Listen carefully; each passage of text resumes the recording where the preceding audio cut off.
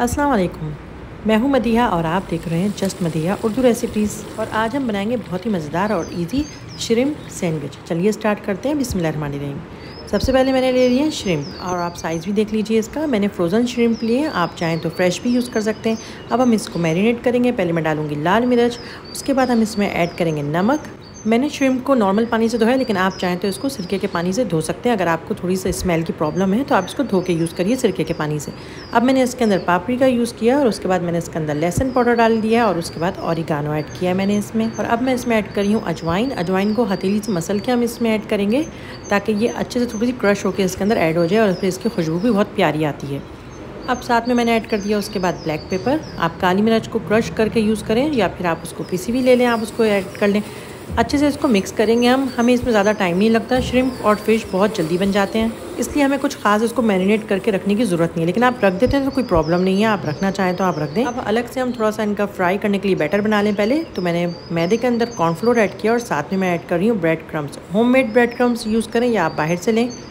साथ में अब इसमें ऐड कर रही हूँ मैं थोड़ा सा नमक, थोड़ी सी काली मिर्च, ताकि थोड़ा सा इसके ऊपर बैटर पे जो इसके ऊपर हम कोटिंग करेंगे उसमें भी थोड़ा सा जायका हो, तो इसलिए हमने इसमें काली मिर्च और नमक ऐड करा है। आप चाहें तो थोड़े से मसाले और ऐड कर सकते हैं, लेकिन ये मसाले बिल्कुल सही हैं। अब इसके अंदर मैं सारे श्रिम्प डालूंगी, अच्छे से उनको कोट करूँगी और फटाफट फ्राई कर दूँगी। कोट करने के बाद हमें रखना नहीं है इनको, हमें बस इनको फ्राई करना है। आप इसमें डालते जाइए और फ्राई करते जाइए। कोट करके हमें रखना नहीं चाहिए, कुछ भी हम फ्राई करें कोट करने के बाद फ़ौरन फ्राई कर देना चाहिए, क्योंकि मैरिनेट करते हुए तो हमने रखा ही था ना। लेकिन अगर आपको बिलफर्ज रखना है तो फिर आप इसको कोट करके फ्रीज़र में रखेंगे या फिर फ्रिज के ऊपर वाले खाने में, ताकि इसकी कोटिंग ख़राब ना हो। चलिए मैं इसको फ्राई कर रही हूँ। तेल मैंने पहले से गर्म कर लिया है और फिर इसको गर्म तेल में हम डालेंगे और इसको बस हल्का सा लाइट ब्राउन करेंगे और निकालते जाएंगे। बहुत कम टाइम लेते हैं और फ़ौरन ही बन जाते हैं। देखिए कितने प्यारे से और क्रिस्पी से हमारे श्रिम्प फ्राई हो गए हैं। अब हम बनाएंगे इसकी सैंडविच।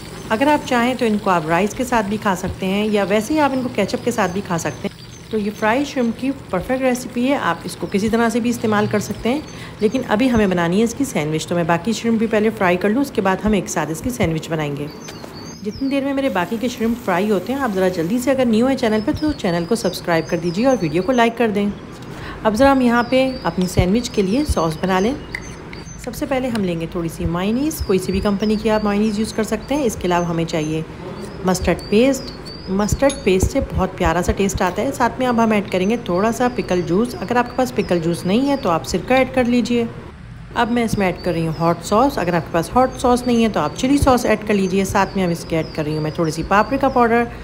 अच्छे से इसको मिक्स करेंगे और हमारी सॉस रेडी है। अब हमें थोड़ी सी चिप्स फ्राई करनी है। आप फ्रोज़न चिप्स फ्राई करिए या फिर आप घर में चिप्स बना लीजिए। हम जो सैंडविच बना रहे हैं ये बाहर मुल्क में काफ़ी पॉपुलर है और रेस्टोरेंट वगैरह में आपको स्नैक्स के तौर पे या वैसे आपको इजीली मिलती है। तो इसका नाम है पू बॉय सैंडविच। तो इस सैंडविच में चिप्स डलती हैं, तो इसीलिए हम इसकी चिप्स फ्राई करेंगे और ये सैंडविच बहुत मज़ेदार होती है।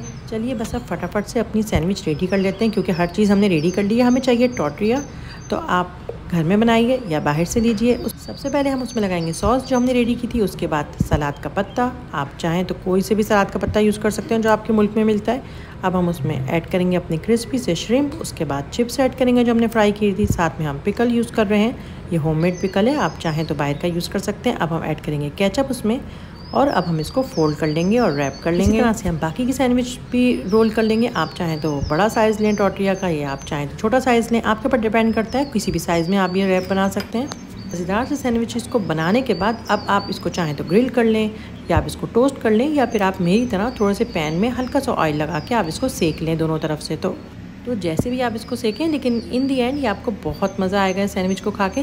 तो जिस तरह से मैं सेक रही हूँ आप चाहें तो उसी तरह से सेक लें, ये इजीली है। और जैसे मैं हूँ, मेरे पास ग्रिल नहीं है, आपके पास भी शायद ग्रिल ना हो, तो ये तरीका हमेशा बहुत अच्छा रहता है और इजी भी रहता है। देखिए कितने मज़ेदार से सैंडविचेस लग रहे हैं ये, आप ज़रूर इंजॉय करिएगा। आप इसको किसी वक्त भी इंजॉय कर सकते हैं। आप इसको हाई टी में बनाइए या आप अपनी पिकनिक के लिए इंजॉय करें या आप लंच के लिए लीजिए या दावत में साइड मील के तौर पे आप इसको रखें, ये हर तरह से परफेक्ट लगेंगे।